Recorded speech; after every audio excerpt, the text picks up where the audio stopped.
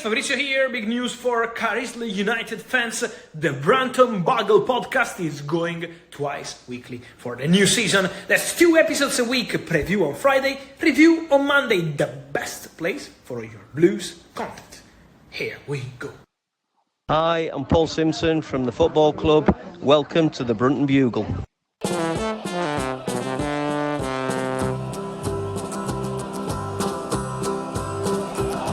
Here we come, blue and white, and we're looking good. You'll be in for a fight, and we fight pretty good. Getting goals is our job, and we get goals good. Looking good, we are Carlisle United. Hello everyone, you're listening to the Brunton Bugle, the number one place to get your Carlisle United fix in the podcast world. I'm Lee Rooney. And I'm Dan McLennan. It's back. League 2 football returns for the Blues this weekend, and the Brunton Bugle is going twice weekly for the new season. Preview and review episodes. First up, the longest trip of the season as United travel to Kent to face one of the promotion favourites, Gillingham. With a pass so true to Boulder Stone and Clark's in view. There's a cross and a run, the old 1-2. Here we go, Dan. Hey? Good old Fabrizio. Yes, that's the big reveal we've been talking about for a while, isn't it? We're quite proud of that one, aren't we? Yeah, it's a bit. I mean, the pronunciation. We are going to pronounce it. It makes it, doesn't it? Brunton Bugle and the Carlisle United for the rest of the season. I've had so many people trying to guess who it was. You know. Yeah. I've had someone ask me, was it Pongo that you were going to have on there, amongst other things. I know, mad, isn't it? But yeah, no, it's finally here. It's been a bit of a long summer, hasn't it? Obviously, with the season ending at the end of April rather than May for once. Mm. But what's your thoughts after the end? Just generally after the end of pre-season, mate? How are you feeling about the Blues? Bring it on. Yeah, simple as that. You know, forget what happens in pre-season. It's all about fitness. Something we haven't got much of at the moment, as we'll talk about. But... No, unfortunately not. There's a lot to look forward to, isn't it, in terms of the new season, what's coming up. And I really can't wait for it to start now. You know, and I think the fact that we're all able to watch the game live as well this weekend, whether you're going or not, I think kind of adds a little bit of excitement to it in a weird way, doesn't it? 'Cause, you know, a Saturday 3:00 kickoff being live is a very unusual feeling for Blues fans, to say the least. And followed up by a cracker for the first home league game. Oh, yeah, absolutely. Really can't wait for that one, but there you go. So we're into the first preview episode of the season, as mentioned there by our good friend Fabrizio Romano. We are changing things up this season. So we're going to split the preview and the review episodes. So we're going to do the previews, probably record most times on Thursdays, depending on availability and stuff like that, obviously. They'll go out on Friday mornings as usual. And then we'll be recording a review episode on the Sunday that'll go out on Monday morning as well. And then obviously with midweek games, we'll have extra episodes thrown in there as well, depending on that. We've got a very busy week coming up, haven't we? When you look at the amount of stuff we've got coming, we have got a special interview episode coming as well tomorrow, which is, we're looking forward to that one coming out.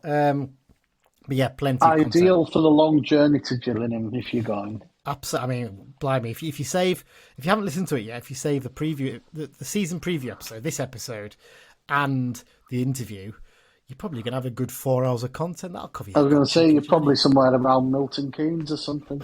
Exactly. Look at you, eh? Right. Anyway, let's get into it, Dan. Obviously, let's talk about the fact that this season, our sponsors are Kiosk / CUST. It's obviously changing in the near future. You know a lot more about that than I do. But yeah, it's the Carlisle United official supporters club, our sponsors for the current season, aren't they? Yeah. And just to remind people, I stepped back from the whole discussion and called it a clash of interests. So yeah, you declared conflict of interest there. So only proper and correct that I did. Absolutely. And so Kiosk, obviously, who own 10% of the club these days, played a big part in the Piatic takeover and in helping that. And then a lot of really good work going off the pitch at the moment, isn't there, in terms of Kiosk and the club? Yeah, I'll just give a quick shout. We've got our members meeting on Sunday the 18th at 11 o'clock. The Piatics will be attending. I think we're going to get tickets out this weekend. We've just been firming up. We'll also be streaming. And our new website will hopefully launch at there, and our new logo, etc. So lots to look forward to there. Fantastic, really, really looking forward to that. Obviously, it's the most £10 to join for the year, isn't it? So if you join up, you get priority on tickets for some of the big away games and obviously big cup games, and also 10% off in the club shop. And you know what? If you know when your kids want kits and all that start season, you can spend up to £100 in there anyway. That's your £10 paid off in one go. It's a great way of getting the 10% if you can't commit to a season ticket because of work, etc. So.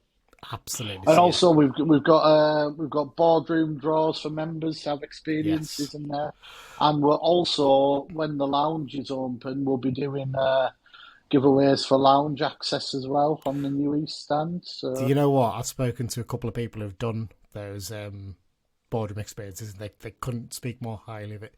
So it's a really, really great day out. In fact, I know someone who actually. Their brother joined because they'd gone along with them to the thing, and they joined up just in case they could win as well because they enjoyed it so much. So it just goes to show, doesn't it? But there you go. Yeah, anyway, so you can find out more about them on their website, Dan, can't you? Which is www.cuosc.org.uk. But as I say, that will be changing in a couple of weeks. But we'll give you all the details when that does. Fantastic, good stuff. Another reminder: your last chance this weekend or before the weekend to sign up for the EFL Fantasy League that has launched for the new season. The Brunton Bugle League Jan, as we've called it, is live on there. You can join. Should it not be League Tan? It's a good point. Actually, I didn't even think about that. Damn that wasn't. Oh well, there you go. It's League Jan now. It's done. If you want to join, there's a post on Twitter. We'll keep retweeting it before the weekend's up. The code to join is AH7ZYP6D.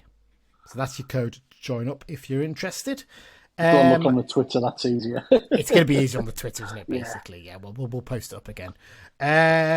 Also, our Ko-fi is live now, which we've mentioned before. People have been asking, they'd like to help and contribute a little bit of money towards the Bugle's costs for the current season. We really, really appreciate it. We've already had a few people do it, and massive, massive appreciation for that. It really does help towards our hosting and studio costs and equipment and things like that. Basically, if you go to our link tree, which is linktr.ee/Brunton Bugle, you'll find everything.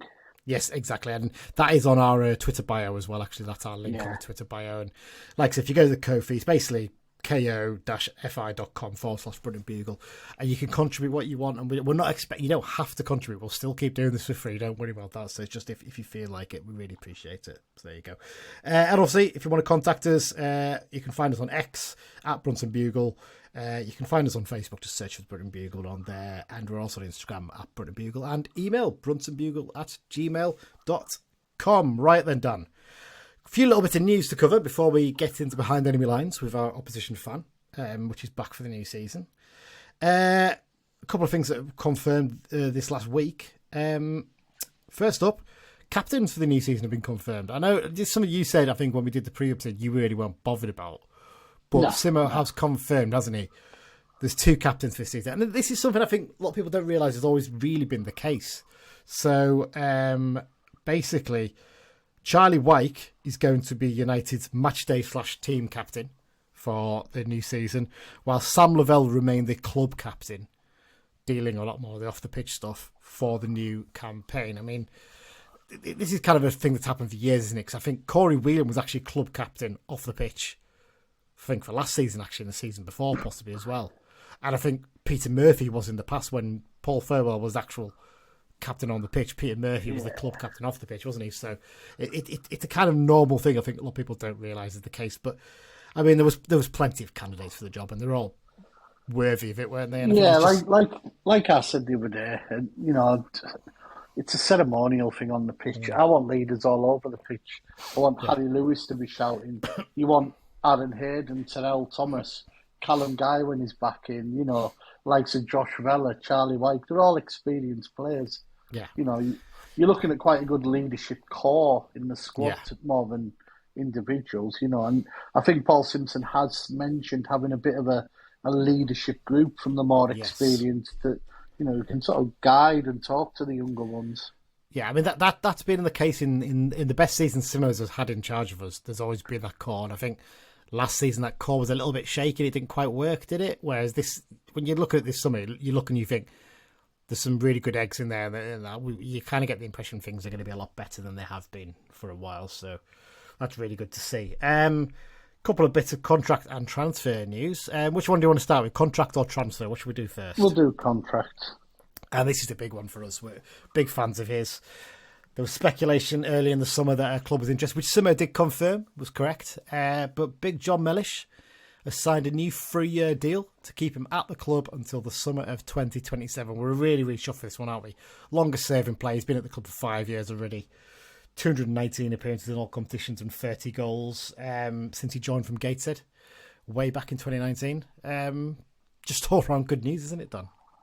Yeah, obviously it came out that there had been a bit of interest from Wigan. I think it had been whispered about, hadn't it? And yeah. I think if we were going to sell, I think what Wigan offered was absolutely nowhere near. The rumour I heard was 100 grand, is what I'd heard. Yeah, that was the rumour going around. I mean, it's just, no. We don't need to sell him for that much, though. That's the thing. No. We don't need to. And that's if you went back a few years, we might have done it. We might well have had to. But now, we don't need to, do we? Which is the massive bonus in this sense. So, yeah, really good news to have John tied down on a long-term deal. And we're halfway towards his testimonial now, isn't he? You know, so, I mean, he's the kind of player you could see spending most of his career here, isn't he, really? Because he's so committed. Well, it suits him, doesn't it, you know? Yeah. I think it's one of those players who knows that we get him as a player. Yeah. And he enjoys that. He enjoys, he loves playing for the club. He's moved his family over to Carlisle from the North East, doesn't he? So, he's committed. Don't get me wrong, championship clubs that come in with $750,000, there's a question to be asked, isn't there? Yeah, but, just not for 100 grand, it just isn't happening, is it? Yeah. Right, on to the signing then. A really badly kept secret, this one, wasn't it? It was known for quite a while. Obviously, we'd been told by Simo to expect a Premier League loanee to come in by the end of July, and it was finally confirmed before the Stockport game. Daniel Adu-Ajayi has joined on a season-long loan from Bournemouth. Interesting one, isn't it? Because he's had a couple of loan spells before at Poole Town and Leyton Orient. Not scored too many goals, but you kind of sort of forget. He's only 19, actually. He's still quite a young lad. So he's been out and got a bit of experience and knows what's going on. And this is the first time he's gone on a full season-long loan. And moving quite far away from home, he might benefit, actually, from having to settle and come out of his comfort zone, won't he? Yeah, you would imagine he'll be into one of the club houses. He'll be having to go shopping for his tea and stuff, which sounds really basic, but these young lads, especially at Premier League clubs, they get everything done for them. Yeah. I mean, they're literally, from the moment they turn up. I've got a friend whose brother's a chef at a Premier League club, and he tells me that these young lads, they want for nothing. Yeah. I mean, he said, training maybe starts at 10, but he said most of them are in at 8, half 8. They get fed, they get massages, they do training, they have dinner. Some of them take food home for tea. They're just in a cocoon almost. So I've always a lot of respect for any player who's prepared to go out on loan for the season, especially when they come in 350 miles up to here. I mean, yes, it doesn't always work. I mean, Plange and Ablade didn't really work last season, but would you a good one, I think, and based on 45 minutes on Saturday, we could have one.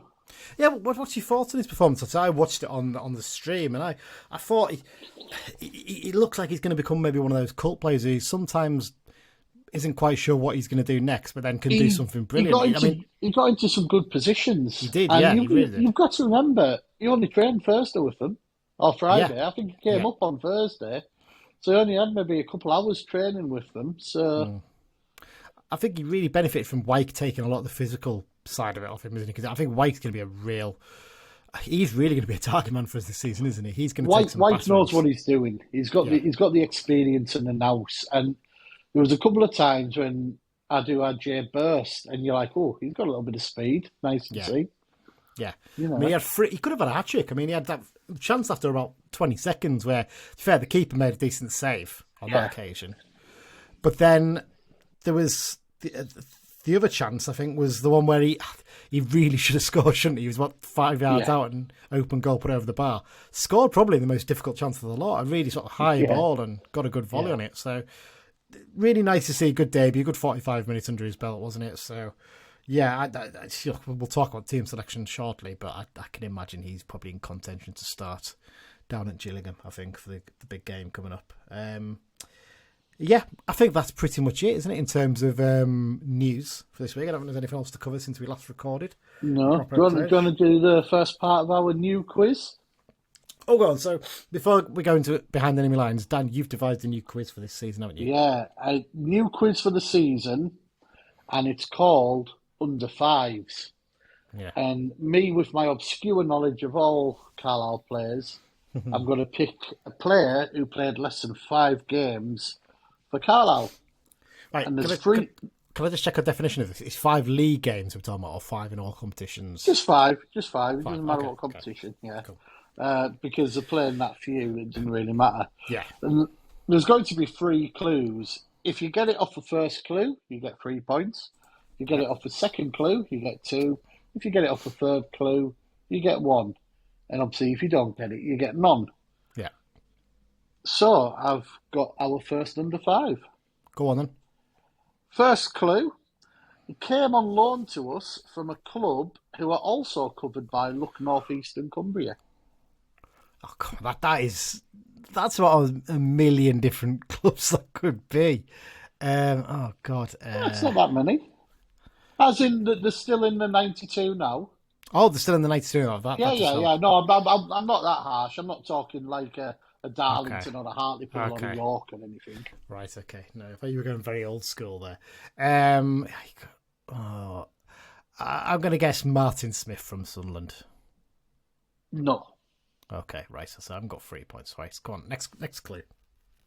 He went on loan to another club in our division in the same season and got promoted with that club. Ooh. So he came on loan to us. Yeah. And then he went on loan to another club in the same division who got promoted in the same season. Right, so it's going to be a North East club. So there's only actually, if we're talking about clubs that are covered by Look North, I think the only clubs that actually are Newcastle, Sunderland and Middlesbrough that are still in the league. Mm-hmm. So it's got to be one of Correct. them. So it's going to maybe be a Newcastle player. Is it Alan O'Brien? No. Because I thought you might have gone to Swindon or somewhere. I can't remember, but right. Final clue. Go on. He's most known for 2 spells at Rushden and Diamonds where he made about 125 appearances, give or take. God, Rushden and Diamonds. So he's got to come from... Oh no. Hang on, I think I might know this. This is a bit of a long shot here. Phil Gulliver? Yes, well done. Oh, man. Well done. It was... So he came on loan from Middlesbrough, didn't he? He came on loan from Middlesbrough. But did he go to Hartlepool in the same season? In 02-03, he ended the season on loan at Bournemouth, who went up in the playoffs. All right. And then when he left Middlesbrough, he went to Rushden for 2 years. Yeah. Played nearly every game. Had a year at Hereford, then back to Rushden. Oh wow. Yeah. That's. And how many games did he play for Carlisle? I want to say 2. 1. Was it just the 1? All right. Okay. I wasn't sure. Yeah. There you go. One of our one-game wonders, which we have got an episode about that. If anyone wants to dig it out, we'll have to repost it at some point. Well, there you go. That's the first one. He actually had 3 loans in that season because you could back then because he went to Blackpool before us. He had some mad ones back in there, didn't you? So I remember, was it one of the most famous ones, isn't it? Was it Eric Nixon? Played in all four divisions in one season in the 1980s. Yeah. I think one of the clubs he played for was us in that season, wasn't it? If I remember rightly. His only appearance for us was on New Year's Day at Hartlepool in a 2-1 defeat. That's why I remember the Hartlepool bit, because I remember he played that then. I think This is summing up how much of a nerd us two are. Did Jamie Burt score the goal for us that day at Hartlepool? I was just going to say Jamie Burt was in and scored that day, yeah. I knew he did. Yeah. Brilliant. One of his match worn shirts was on eBay I think a year or so back. Jamie Burt could actually qualify for the competition as well. He's only played 4 games. Well, that'd be, yeah. Just got to But I won't be using him now because you've discussed him. Yeah, exactly. Right, it's time for Behind Enemy Lines, the first one of the season. This is where we talk to an opposition fan, either a podcast or a vlog, or for some of them it's just going to be a general fan, because some clubs don't have podcasts or vlogs, and we're going to have to try and dig out a fan or maybe even a reporter or someone just to talk about their club for these ones. This week we're speaking to Matt from Gills in the Blood. Is it Gills in the Blood? It'd be Gills in the Blood, won't we? Gills, yeah. Gills in the Blood TV. It's a YouTube channel. Loads of great content they do. They actually did a season preview as well. Had us finishing in 8th place, interestingly, so just outside the playoffs. So yeah, Matt from Gills in the Blood. Plenty to discuss here. Gillingham, interesting club. How they're feeling after an unbeaten pre-season, some of their key summer signings, and a bit of thoughts on their new gaffer, Mark Bonner, who we'll also be talking about in the second half of the show. So here is the chat I had with Matt, and then after that we'll be straight into part 2, where we'll be talking about the game itself. Hi, it's Tom Piatic II, and you're listening to the Brunton Bugle. Hello everyone, and welcome to the first Behind Enemy Lines of the 24-25 season, back here in League 2. And we've got our longest trip of the season out of the way. 700-odd mile round trip, I think, from Cumbria to Kent to face Gillingham. And for this week's episode, we are speaking to Matt from the Gills in the Blood TV. Is it a vlog these days, would you call it, Matt? Is that what you do, guys? Yeah, it's a channel, yeah. So we don't do any sort of anything that's just audio. So we do 3 regular shows, which is a match preview that goes out on a Wednesday evening, match day live, obviously, for any games that we attend, and then a match day review show that we do on a Sunday that goes out Sunday evening to review the Saturday games, and then anything else that we can sort out during the season. Yeah, brilliant, good stuff. Well, we've got you on here to talk about all things Gillingham. Obviously, it's the first game of the campaign. Let's talk a little bit first about how Gillingham's pre-season has gone, because I had a little look. I tried to find results, and it looks like you're unbeaten in pre-season from what I can see. I couldn't see any defeats, so I mean, including an impressive win over Watford. So how do you feel the warm-up to the main act has gone for you guys? Yeah, it's been promising, but that's what it is, isn't it? It's just pre-season. I remember going back to, I think, 12 years when we won League 2 in 2013. I think we lost all of our pre-season games, so I'm not going to read too much into it because it could go horribly wrong. But yeah, Watford was probably the standout performance and result. We beat them 2-0. That was our second game of pre-season. There was a 0-0 draw against Millwall the week before. We finished up with Woking last Saturday, which very much felt like the final day of pre-season. It was players probably playing within themselves and not wanting to pick up needless injuries. But I think we beat Southampton's under-21s. That was behind closed doors. I'm not sure that's been published as well. And then, Southend 3-1 as well, I think. Didn't go to that one. Yeah. And non-league Dartford, we beat 4-0 as well. So we scored plenty of goals. Haven't conceded too many, which is always a good recipe. But, like I say, it is, as you said, it's the warm-up to the main course, and it means nothing throughout the summer. It means something from this coming Saturday till the back end of April, first week of May, or potentially the end of May if we have to go that far into them dreaded playoffs. Yeah, it's interesting you say that about that last game being the sort of one where maybe the players are playing within themselves because they don't want to get injuries. And I think it can work different for different teams. Obviously, because you guys have had such a good pre-season, your players like, right, we feel it's settled. We don't want to take any too many risks here. Whereas ours was sort of hit and miss. We had a couple of tough results against Gateshead and Rochdale, losing against them. So we went into our last game against Stockport, and actually it was probably one of the best performances we had in pre-season. So it can work both ways in that sense, I guess. Yeah, I think if you look at it like that way, it depends how the preceding games have gone to how you approach that last one. But yeah, from our point of view, from Woking's point of view as well, to be fair, it wasn't a great watch. No. Well, what are your expectations for the new campaign? Because it felt like last season was a little bit of a letdown for you guys because there was a sort of big expectation that you guys were going to do well because you had such an excellent second half of the 22-23 season. It just didn't seem to quite work out in 23-24. So, I mean, you finished slap bang in the middle in 12. So what sort of the hopes and expectations for this season? I think playoffs have probably got to be the minimum based on the players that we've brought in over the summer. Mark Bonner, in terms of a manager, has been here and done it at this level. Got Cambridge promoted out of League Two only probably 3 or 4 years ago. So he knows what he's doing in League Two. I'd say at the moment, we've definitely got a squad, a first 11 that's capable of being in the top 7 and with a bit of luck and maybe a couple of other signings or a good January, if you're in contention, then maybe we can push on and try and have a go at that top 3. But I'd be disappointed if we finished outside the playoffs this season after what you say was probably a little bit of a damp squib in the end.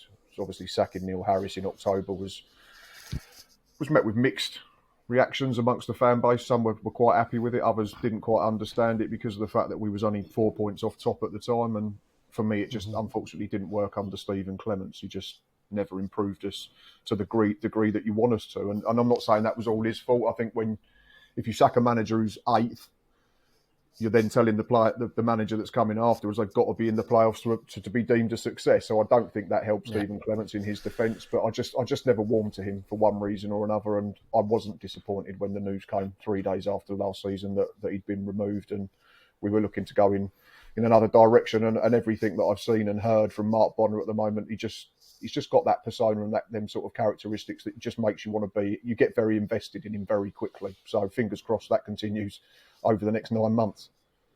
I mean, I was going to ask about him, to be fair. Obviously, as you mentioned there, Mark Bonner, a man who's won promotion from this level before with his hometown club, Cambridge United. Early impressions on him sound quite good then, because I suppose sometimes there's a concern with someone like that, someone who's not actually played professionally before and has come up through the coaching levels at one club, to then sort of go to another club and take a different setup and adapt to that can be quite challenging sometimes. But it sounds like he's settled in pretty well so far. Yeah, I was lucky enough to interview Mark for the channel sort of a month into the job, which was great. And he's one of them that you could just sit and listen to for hours, days about football. He's a fan as well as being a professional football manager. And obviously that was a question that I put to him about, has he felt that he's had to work harder to be a success in the game because he never played professionally? And obviously there's a few high profile examples that say that you don't have to be good at football to be a good manager. But he said, well, the flip side of that is I've probably got an extra 10 years coaching experience to some managers that have maybe played the game until they're 32, 33, 34 and then are playing catch up. So he's young in years, but I think in terms of managerial and coaching experience, he's well ahead of the 8 ball. And he just, first impressions I think are great, and his was very, very good. And I can't wait for us to get started Saturday now. Yeah, obviously a couple of years ago, takeover the club happened. Brought to an end the very, very long reign of Paul Scully and co. I mean, how long were they in charge? Was it 30 odd years, something like that? Paul Scully took over end of the 94-95 season, going into 95-96. So 25, just under 30. Yeah, it was 28 years. Yeah, 20 years. Yeah. I mean, there were some great times. I'm not going to sit here and pretend otherwise, but it felt very much like the right time, and it felt probably like he'd outstayed his welcome as well. Yeah, I mean, the new owners have come in. Obviously, they've invested a fair bit into the squad and things like that. Is there a feeling that maybe so far it's just not, the progress has been a little bit slow, or is it kind of what you expected in terms of the amount of work they had to do to turn things around? I think it depends on who you ask. Obviously, like you mentioned, the back end of 22-23, that's the all you can judge the Gallinsons on from when they arrived. We were brilliant. I think we were probably 3rd in League Two over that half a season. Then expectations naturally rise, and maybe we got ahead of ourselves a little bit as a club and as a fan base. I'm not entirely sure, and maybe there was a sense of maybe trying to run before we could walk. But with hindsight, you say we went from being 6 points adrift when they bought the club to finishing 17th comfortably and almost getting in the top half, to then finishing 12th and even talking about the playoffs was probably a success in itself. But there's probably still that underlying feeling that 23-24 was a case of a couple of missed opportunities and a little bit of a letdown. So now, I think having sacked Neil Harris in October and Stephen Clements in April, this Mark Bonner appointment has to be correct, because we don't want to start getting a reputation of hiring and firing too readily. Yeah, let's talk about your summer transfer activity thing, because you've not been too busy. There's not been, you're not like masses of signings. And I was looking, because we do our season preview episode. Well, we did it a few days ago, and I put together a list of all the transfers and stuff. So there's not that many coming for you guys. In terms of departures, the fact that a lot of your players have been released and have not found clubs yet probably suggests that it was a clearing out of a bit of deadwood there in that sense. So you've added a little bit of quality in key areas. So I'm looking at attack particularly. The additions of Nevitt, Wakeling and Nolan seem really, really astute signings for this level, along with Armani Little in midfield. So are you pretty happy with the transfer business you've done so far? Absolutely. I mean, it's very clear what our issues have been. Even last season, we finished 12th averaging goal a game, and I think it was under a goal a game the season before. And it's a problem that preceded Stephen Clements and Neil Harris. It probably went back to the relegation season in League One. So yeah, we had to go and change things at the top end of the pitch. Defensively, we've been absolutely fine, even when we was really, really bad first half of 22-23. We rarely got battered by teams. It's just when you can't stick the ball in the net at the other end, you don't win football matches.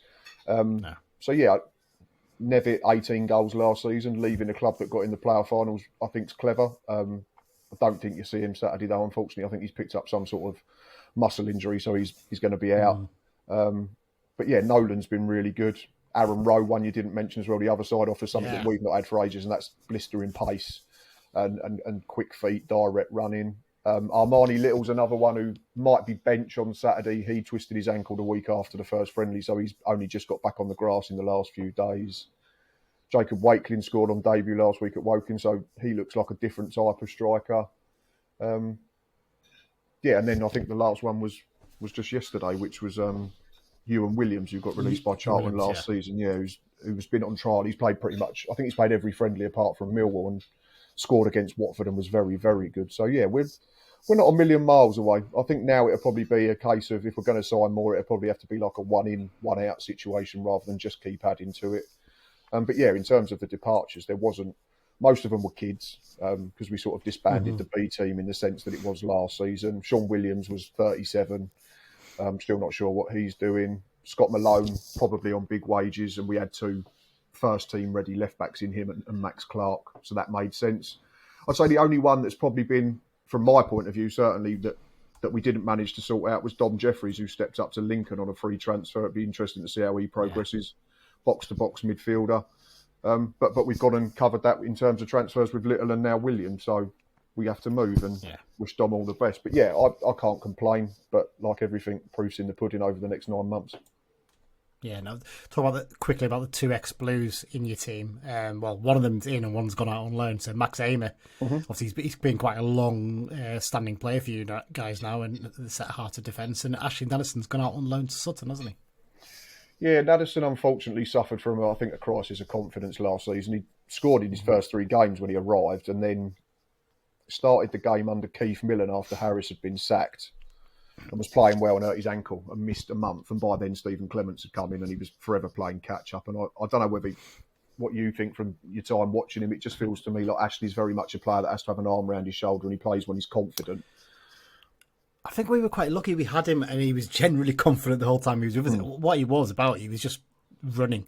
He would run all day, and that was a real big positive for him. And he's a player we would love to have signed permanently at the time, but obviously Crawley, being his hometown club, came in for him when he left Fleetwood, so unsurprisingly. No, he was, unfortunately, it's just sometimes it's just wrong place, wrong time, isn't it? But he's gone to Sutton, and I hope that he genuinely goes there and does well, because he's a great lad. He's always got time to speak to people. And yeah, Max Amer now, over 450 games for us, aside from a COVID loan to Bristol Rovers in the season when everything was behind closed doors. Yeah, he went past 450, I think it was. End of last 400 or 451 That's of the incredible. Two. Yeah, so I've always been a big fan of Max, and he's I don't think he's always got the credit he deserves amongst the fan base, but we all see things different. But no, I'd love it if he could get to 500 and get a promotion on his CV before he eventually does retire, leave, or whatever, because he's been a great servant for the football club. I think we had him on a 3-month loan in 2013-14 season, I think it would have been. Yeah, he was very young then. Quality player. Yeah, he was a QPR. He was, that's where we had him on loan from. Who are the other danger men to watch out for in your squad then, other than obviously the new signings who've come in? I think it'd probably have to be them because we were so blunt attacking wise last season. The only one who last season who stood out was Conor Mahoney, who's now followed Stephen Clements to Barrow. So yeah, or maybe rather than the danger man, who are the other star men? I suppose if you're looking at defence, I'm not seeing Max Amer mentioned, but anyone else that stands out. Max Amer's for me is the type of centre half that every side needs. I know the modern game says that you have to play out from the back, but Max does exactly what he says on the tin, and that's he heads stuff, he clears stuff, he tackles, and then he sets us off and he lets other people go and do stuff in the other half. Conor Masterson, I think, got 6 goals from centre half last season, so if he replicates that for me, he'd be good. He was our player of the year.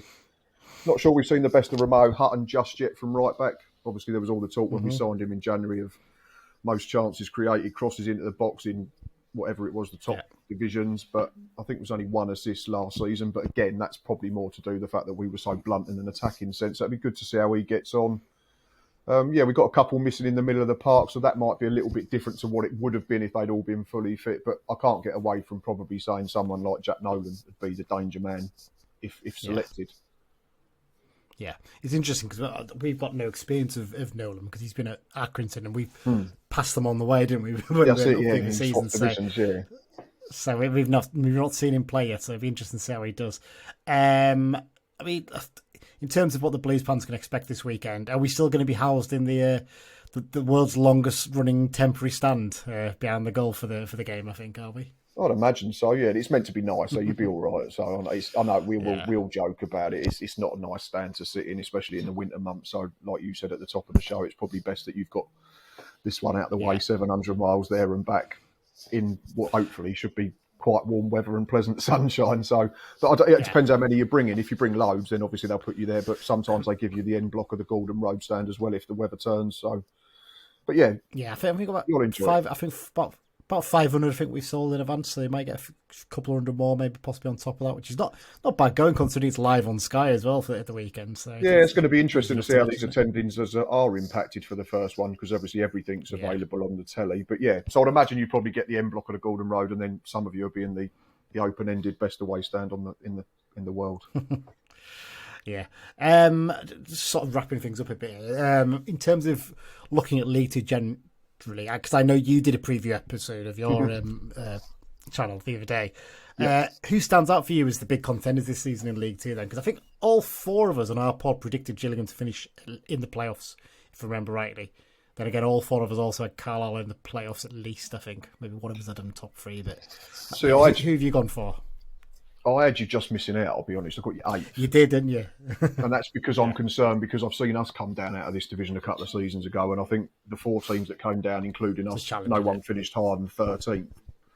But in terms of budget, I think you're probably going to be one of the best backed in the division, which gives you help. You sign players in January, even though they didn't keep you up that are proven at this level in Luke Armstrong and Harry Lewis in goal.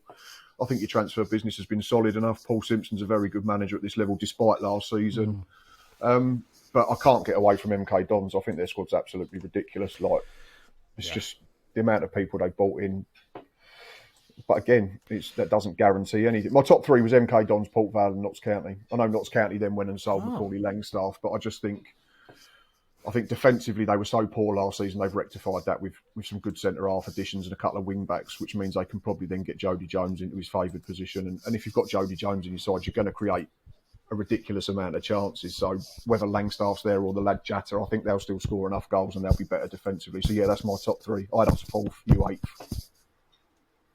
Wow, I was, Notts County, I think, is one that all of us were kind of like, because of Langstaff going, we weren't entirely sure where the goals were going to come from for them. That was probably the slight concern. I know they signed the lad in January, didn't they? I can't remember what his name is now, but Jatta or something like that, Jatta's the one, I think he might give him at least a goal for it. But generally, what you've gone for is more or less what we got. I think most of us, our top 3s were MK Dons, Port Vale, and Doncaster.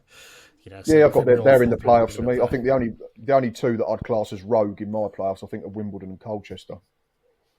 Colchester, I put Colchester in my dark horse, so there you go. We're thinking along the same lines for these sort of things, so there you go. You've been really generous with your time. Thank you, Matt. Really appreciate it. Before you go, as ever, we've got to ask you for a prediction for this weekend's game. Well, I won't change it because it was live on my preview show as well, so it's been written down for a couple of days. I don't know if you can see it there. I've gone 2-1 Gills. I'm backing us to win at home. 2-1. Yeah, I mean, it wouldn't entirely surprise me because our midfield's a little bit weakened at the moment. We've only got 2 midfielders fit out of 6, so it's a little bit challenging unless we can get someone in before the weekend, and in which case we've only got a couple of days left to do that. But you never know. Matt, thanks very much, and all the best for the season ahead after this weekend's game. And you, aside from 2 games, of course. Cheers. Thanks, mate. This is John Mellish. You listen to the Brunton Bugle. There we are, taking us into part 2 of the preview episode of the Brunton Do you know what Bugle. I love about that clip? Go on. Well, I bumped into John Mellish by the club shop. And there was I got a couple of them that day. I said, do us a favour, lad, can you do us a little intro, outro for the pod? Yeah, no bother. And he just read it so, just like he was reading off a card on a TV screen, like, this is John Mellish, you're listening to the Brunton Bugle. There's no change in tone, and it's brilliant. No, it's just brilliant. John Mellish, isn't it? It's a proper Macam accent as well, isn't it? It's absolutely fantastic. Yeah, Big John, obviously we had to pick him because he's just signed his new deal. So there you go. Into the second half of the preview show, sponsored by Kiosk. Dan, it's time to talk about the first game of the season, Gillingham versus Carl United, which is taking place this Saturday at 3:00 kickoff at Priestfield Stadium. Live on Sky Sports Plus, the first game that's going to be shown live on Sky Sports Plus, which is quite exciting, isn't it? And in the CUFC fan zone. Yes, so if this is something we actually didn't mention in the news section, if you're interested in watching the game, the fan zone is going to be showing the match. I think is it £5 a ticket for this one? It's £5, yeah. The bars are open, there's usually a couple of food bits on. Yeah. And I did a couple of the Euros games, and it was really good crack. Yeah, fantastic. So yeah, if you're interested, get yourself down there to watch it. All that money goes back into the club. That's what you got to remember as well. That's going to earn the club a decent wedge as well. So it's all good in that sense. And yeah, I'm really looking forward to seeing what it's like. Obviously, the Stoke game in the Cup is going to be on there as well, isn't it? As is the Barrow games. The first 3 games are all live on Sky Sports Plus. That's quite unique, isn't it? I think that we should have mentioned this in the news section. Forgot about this. We've had 2 more games confirmed for live TV, haven't we? So the Salford game in November away has been brought forward to a 12:30 kickoff, and also the Accrington game over Christmas has been brought forward on the Sunday to the 12:30 kickoff to be live on Sky Sports Football. So that's 2 more games. Interesting choices, them, aren't they? Really? I mean, I don't know. Are they just lazy and just want to cover the northern games? I think Salford have got 5 games. I think we've only had 2 games in this second batch, which is just sums it up, really, isn't it? But there you go. That suits us fine. Yeah. Right. Let's talk about Gillingham then, Dan. Ahead of this game, we'll talk about the Blues in a minute. The Gills. We did our season preview episode last week, and we were pretty much all in agreement, weren't we? I think that they were going to finish in the playoffs. It's been a sort of a consistent turnaround the last few seasons because they had that what was looking like a disastrous season in 22-23, where it looks like they were going down. Then come January, they made a lot of good signings, and boom. Brilliant second half of the season. You thought, right, they're going to be in real contention to go up. And I think actually a few of us were saying we're going to put money in them because they look so strong like the second half of the season. And it just never happened, did it? It was quite a disappointing 23-24 season to finish slap bang in mid-table. They sacked Neil Harris. I think when they were in 8th place, was it? I think just outside the playoffs. Yeah. Neil Harris, who then went on to manage in League One and then up to the Championship again with Millwall, which is a remarkable season for him, isn't it? He was replaced by Stephen Clements. He only lasted till the end of the season. He's now Barrow. It's what's your thoughts on them generally? Obviously, I think you've discussed in the previous episode, but the feeling is they've always had a quite strong defence over the last few years, but they look like they've really added some quality to attack, haven't they?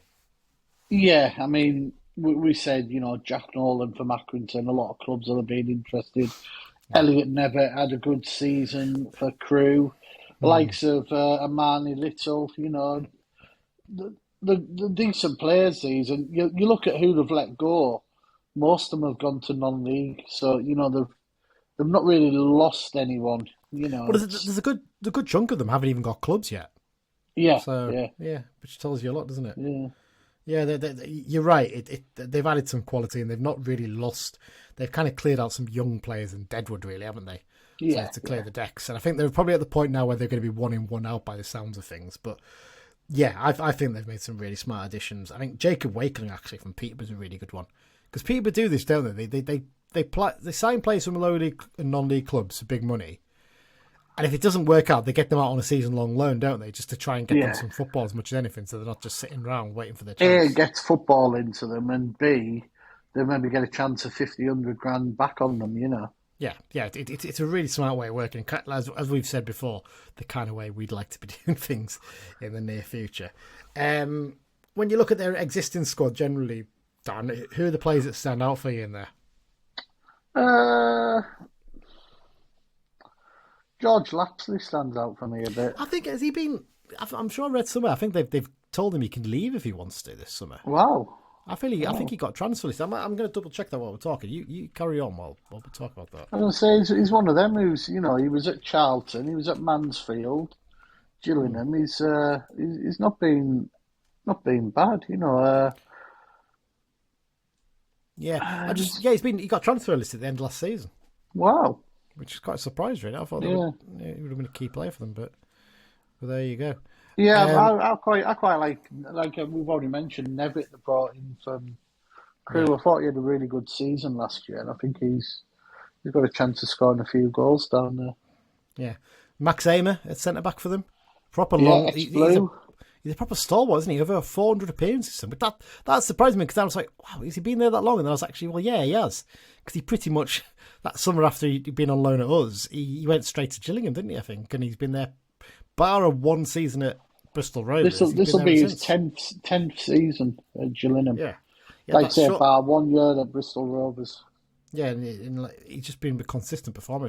I really liked him when he was on loan. You know, he's one of those in that season under Kavanagh. He was one of those few players who actually looked any good, wasn't he? To be fair, there wasn't many of them. But yeah, I mean, defensively, he's a good signing. I mean, Romeo Hutton, he was one of those players who had a really good season at Swindon, didn't he? And then he just not really hit the heights yet there. But you never know. He could well turn things around. Johnny Williams, bags of experience in midfield, isn't he? You know, quality little player. Just quality all around in the squad. I really, really can see them being top 7, and it's a tough start for us, isn't it? Actually, when you look at it, really, it's probably as tough a game as we could have picked. But is it better to get that out of the way first game? Yes, I don't think it's a problem, you know, because it'll be a good marker. I think it'll be a good solid marker of A, where we're at, and B, what we can expect from other clubs. I don't mind getting a long one out of the way.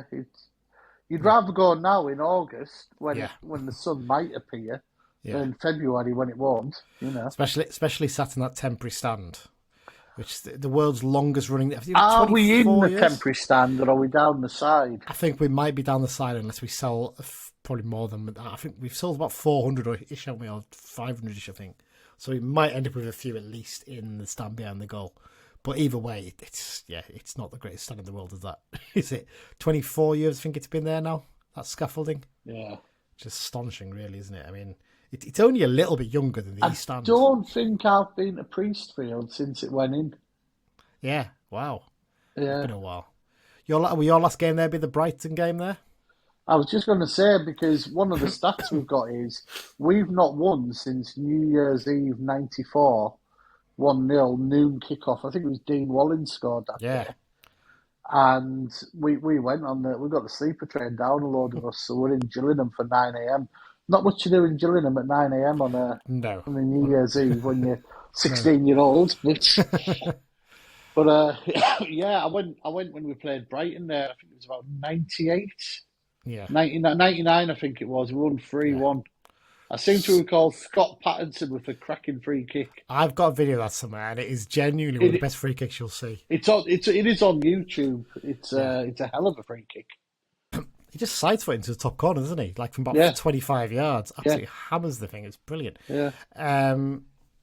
So that's obviously the last time technically we won at Priestfield, but not against Gillingham. Obviously, against Gillingham, it's nearly 30 years. 30 years we're due one, aren't we? Yeah, exactly that. Let's talk a bit about their manager, Mark Bonner. Interesting appointment. He's got a proven record at this level, hasn't he? Obviously, he did a brilliant job at Gillingham at Cambridge. You know, helped by having two real quality players in Paul Mullin and Wes Houlihan in the team, undoubtedly. but did a good job getting them up, kept them up pretty solidly.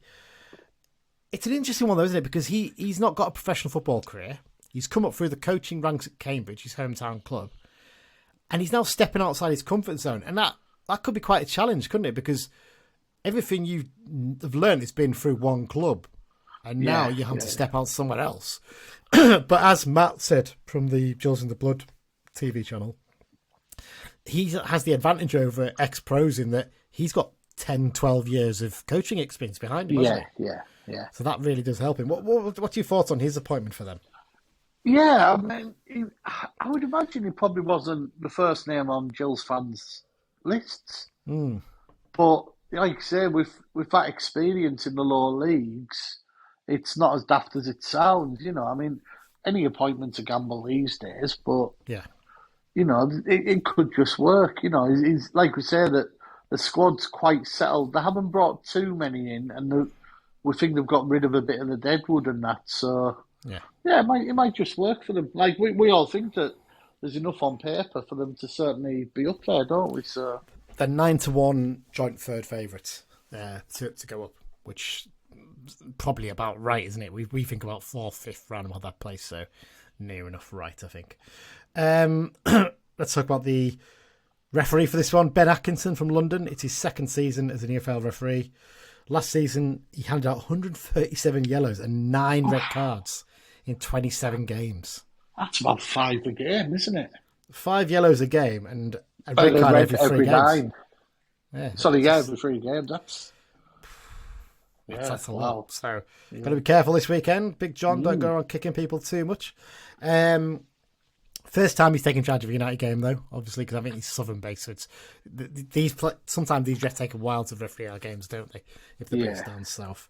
As you mentioned there, Dan, in terms of head-to-head, it's a 53rd meeting between the two sides.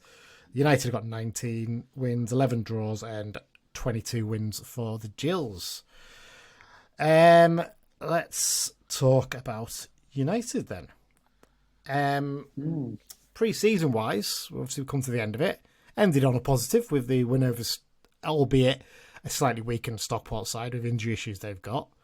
Maybe those defeats against the non-league sides don't look that bad when you see some of the other teams' results against sides from that level. I mean, Bradford. I'm not bothered by results. I know we're not bothered by them, but I mean, Bradford have lost 3 times against sides lower than National League level. In fact, they failed to beat 3 sides lower than National League level, I should say. Rochdale beat Salford 5-2 in the final pre-season game. You know, I'd rather end it on a high with a positive feeling than worry about the ones before it, where it's all about fitness. I think Simo did say, didn't he? Say, look, he would have rather have been more settled side, but he had to chop and change to give people time in the legs. So, injury-wise, going into this one, ignore the list I've got in the running order there. I was just going to say, you can tell you've cut and pasted and forgot to cut some of them. I forgot to cut some of the bits out there. So Callum Giles, we know he's out for another couple of months or so, we reckon, maybe. I think Robinson's similar sort of time frame, isn't it? Robinson's similar. Dudik's on his way back, but he's likely to be going out on loan anyway. And then into midfield, Dylan McGeoch is going to miss this game, isn't he, unfortunately? Yeah, I think 3 to 4 weeks has been suggested, hasn't it? 3 to 4 weeks. On top of that, we know, I think defensively we're okay. Keepers and defence are all fine. It's midfield that's the problem, isn't it? Yeah. And then obviously, Robson's looking at 3 months. Charters has got a bit of a knock. Yeah. You know, there was worry about Vela after last weekend, but I believe he's trained this week, so that's good. Hopefully. That's good. Well, it's good because at the moment we've only got 2 fit midfielders, haven't we? In Neil and Vela. So that's, I suppose, your goalkeeper in defence picks itself. That's the one that started against Stockport. We're pretty sure of that. Midfield, Vela and Neil by default. So who's the third player that comes in? Are we needing that new signing to come in today to take that place possibly? Or, I mean, your options, I suppose, other than that are Dan Butterworth a bit more advanced, but I don't think that quite works at the start of a game. It wouldn't surprise me if Ben Barkley was a makeshift DM. A makeshift DM for Ben Barkley, or you bring John Mellish into there possibly and put someone else on the left side of the defence. The other alternative, you go 3-4-3 instead and maybe go with 2 wide players. It's annoying that we're talking like this early. Yeah, it's frustrating, isn't it, really? Yeah. And it's muscle injuries again, which is the thing that's really annoying me as much as anything. So, I mean, we can only hope that maybe getting that new training ground finally will resolve some of these issues with muscle injuries and that.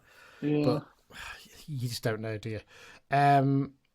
Yes, I mean, your thoughts, you think Barkley's most likely to slot into that? Yeah. Based on the fact he played at Gateshead and against Stockport in that position. Yeah. Kind of felt like Simo's prime. And we know he has played there before. I mean, we're recording this at midday on Thursday. Yeah. And there is whispers flying around this morning of possibly up to 2 players coming in. Yeah. We've no idea who at all. Yeah. Genuinely no idea. Yeah. I would expect if at least one would likely come in and would likely be a midfielder. Yeah, you'd think so, wouldn't you? You'd think so. It makes sense. In terms of attack, I presume you go with the 2 that started against Stockport? I think White starts. I think that's obvious. Yeah. And I think you're probably looking at a toss-up between Armstrong and Adu Ejie. Yeah, Armstrong obviously got a goal against Stockport. Nice little finish. So I would say it's 50-50 between them two, and I think Kelly's from the bench at present. Yeah, absolutely. And I think obviously Kelly, in terms of him, we're working up his fitness as well, aren't we? We're making sure we don't push him too hard. So yeah, I would tend to agree on that. In terms of season predictions, Dan, have you got the list of predictions that have come in for us around several other clubs? Outlets and things like that? Yeah, I've got a few. The highest we've had was the Racing Post, who put us second and recommended it backing us each way. Oh. Real EFL News, 4th. Yeah. Gabe Sutton and the 92 Bible, 5th. Lower Tiers and 442 Magazine, 7th. When Saturday Comes, 8th. Off the Line Blog, 10th. Not the top 20, 13th. And the one that caused a little bit of fun was Tom Williams, 16th. I just can't see it being that low. To be fair, Tom, he did tweet saying, I really can't work you lot out. And this could show me up come the end of the season. I just don't feel we're going to concede many goals. I think that's the real thing. The problem there for us is midfield. We all know that, and it's because of injuries as much as anything. We really need to strengthen that area in terms of signings. But actually, in terms of the rest of the team, I think we've got some good quality in attack, and defensively, I think we look as sound as we have done for a long time. So I'm not quite as concerned as I might have been previously. So there you go. Anything else we need to cover, Dan, before we get onto the predictions? The only other thing I was going to mention was the changes in terms of refereeing for this season, something that I spotted earlier today. That there's a bit of a change in terms of the handball rule for denying a goal-scoring opportunity, isn't there? Yeah. So I think basically deliberate handball, which denies a goal-scoring opportunity, is going to be a penalty and a red card now, whereas a non-deliberate one, but your body's unjustifiably bigger, is only going to be a penalty and a yellow card now. Yeah. Okay, I think it'll be like any rule. It'll take a little while to settle down, won't it? Well, what we'll do, we'll post them up on Twitter, the rules, so everyone can have a little look at them. But the ones that basically change in terms of handball and holding and encroaching penalties and stuff like that. So there's no major changes like we've had in some previous seasons. So there you go. Right, Dan, prediction time for the new season. I'm going to go for a 1-1 draw. Okay, yeah. Based on, we have got a few knocks and that. It's a long way. We've got new players. We're still learning as a team. And against someone who we expect to be up there, I think a draw would be a perfectly acceptable result. And I'm going to go for Charlie White to get onto the score sheet. Nice and early, yeah. Good stuff. I'm going to go for a 2-1 win. I'm going to be a little bit more optimistic. I understand the 1-1 draw. I was tempted to go for that, but I think I'm going to go large for the first game. 2-1 win. I think. Well, I'm saving going large for next week. Oh, I can't wait for that one. What was the last time you predicted again? What did you predict last time against Barrow? And I was only one off or something, wasn't I? Did you go 8-0, I think, and it ended up 5-1 or something? Yeah. Something like that, wasn't it? I think I actually backed 6-1 or something stupid. I know. On the day. Frustrating. So 2-1. Terrell Thomas with a header from a corner, I think, be one of them. And Charlie Wyke is going to score the winner late on. to give us all 3 points. Right, Mike's prediction is... I'm going to go for a 1-1 draw with a goal from Charlie White. Boring, that isn't exactly the same as That, you. that was a very muffled. Yeah. Was he in a toilet at work or something? Possibly. It was a last minute prediction he got sent in to me, so that's probably why. There you go. And without letting anyone behind the curtain here, here's Adam's prediction, which I haven't got from him yet, so we're not able to react to it. So I'm going to drop this in after we record. Here is Adam's prediction for the game. The first game of the 2024-25 season, how will it go? Gillingham, I think, will be a tough opposition. I think they've got a lot of attacking quality, and they proved last year in the league that their defensive unit is a very, very solid one. But equally, I think we've got some of those same traits as well. I think we've got plenty of power, plenty of ability going forward. We've got a defensive unit that can be solid. I think that their injury concerns are just as big as ours because they're missing Elliot Nevitt, or expected to miss Elliot Nevitt. And that will be a big factor because their main threat, I think, is going to come from the wings. So that'll be, I think, slightly easier for us to deal with. I'm going to go with a prediction of a 2-1 win. And I'm going to go goals from Dan Adu-Ajay and Josh Vella. Oh, wow, that was an unexpected Wow. Where did that one come from? No, seriously, yeah. There's Adam's prediction. We'll be keeping score throughout the season, as usual. Right, X-Files, to wrap things up, Dan. Just a few transfers. There's a few goals. I think McGinty and Gavin Riley both scored, but I couldn't. Josh Todd scored for Annan on Saturday in the first league game. There you go. So there's a few goals transfers. Yes. JJ Coyote signed for Shrewsbury on another season-long loan from Rotherham. That lad really I wonder needs if he's to bothered to play for them. He needs to get game time. He just needs to play football. It's ridiculous. There you go. Youngster Robbie Swinburne released by the Blues in the summer, signed for Whitehaven. Mm-hmm. Charlie Barnes has returned to Annan after being at Lancaster last season. I think he was on trial at Workington in the summer, wasn't he, as well? Yeah. Amari Patrick has joined Tranmere. He had a trial there and signed for them, so good luck to him. Did he leave Southern a year early? Because I'm sure he had a 2-year deal there, didn't he? Possibly. I know he fell out of the picture there. Yeah. Mark Beck has gone to Gateshead on loan from Solihull. You've put season long, but I'm sure it's only till January. Is it 6 months, right? Apologies. Yeah. Sean, I'm going to leave one till last because it's crazy.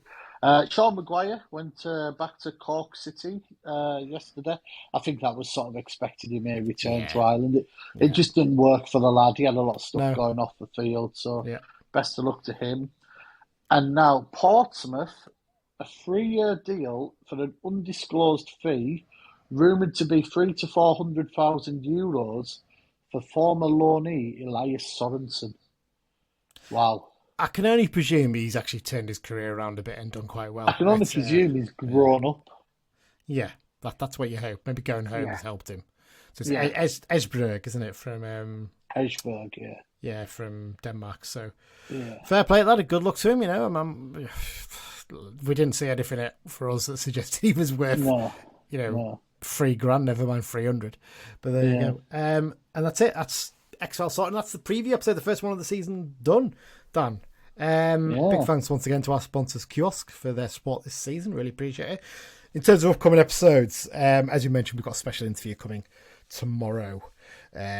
So keep an eye out for that one. Lee's recording that this afternoon to put out tomorrow. So in about an hour's time, actually. So that one. Gillingham review will be coming on Sunday evening. Mike and I will be on that recording. I think we're going to try and get a 6-second review from Adam because I know he's going down to the game. So that'll be out later today because we're going to watch it on the old Sky Sports Plus. Stoke preview will be coming on Monday. We'll be looking ahead to that game, and then a Stoke review on Wednesday. God, it's been busy all week, isn't it?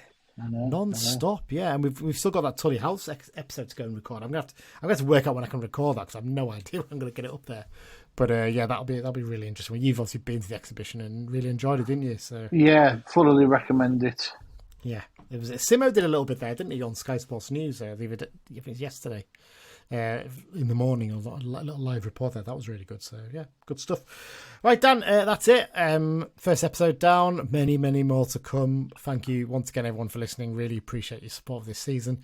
Most importantly of all, though, up the Blues. Up the Blues. All are united within us all.